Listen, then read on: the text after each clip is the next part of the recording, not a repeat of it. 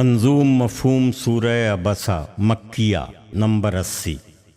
جو نابینا ہو اس کا بھی دل رکھو، کبھی روکھے انداز سے مت ملو، یہ ممکن ہے وہ راہ حق جان لے، نصیحت کو 100% مان لے۔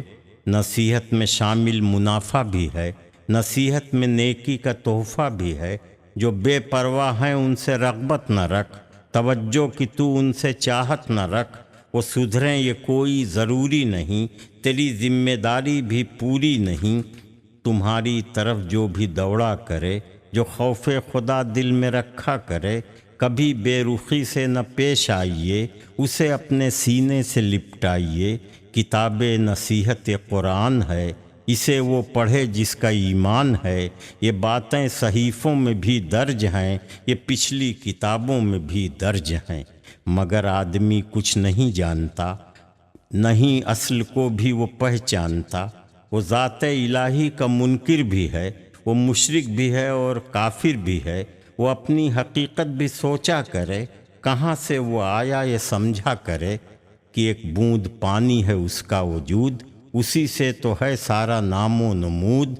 ہمیں نے تو تقدیر بھی اس کو دی کہ چہرے پہ تنویر بھی اس کو دی، رہے زندگی اس پہ آسان کی، دکھائی اسے قبر کی تیرگی۔ دوبارہ اٹھائیں اسے قبر سے، زمیں پر بلائیں اسے قبر سے، مگر آدمی نے کیا کچھ نہیں۔ جو میں نے کہا تھا سنا کچھ نہیں، بشر دیکھے اپنی جو خوراک کو، زمیں آب و دانے کو اور خاک کو، وہ دیکھے کہ پودا نکلتا ہے کیوں، وہ مٹی کا سونا اگلتا ہے کیوں۔ یہ غلے، یہ انگور، ترکاریاں، گھنے باغ و زیتون کی کھیتیاں، یہ سب کچھ ہے انسان کے واسطے۔ مویشی کے بھی ان سے ہیں سلسلے، ایک آواز جو کان بہرے کرے، وہی تو قیامت کے دن سن پڑے۔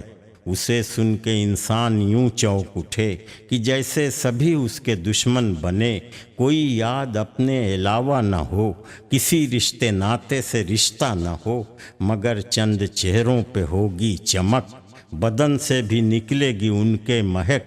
کئی چہرے بے نور ہوں گے وہاں، اندھیرے بھی مانگیں گے ان سے اماں، اندھیرے بھی مانگیں گے ان سے اماں۔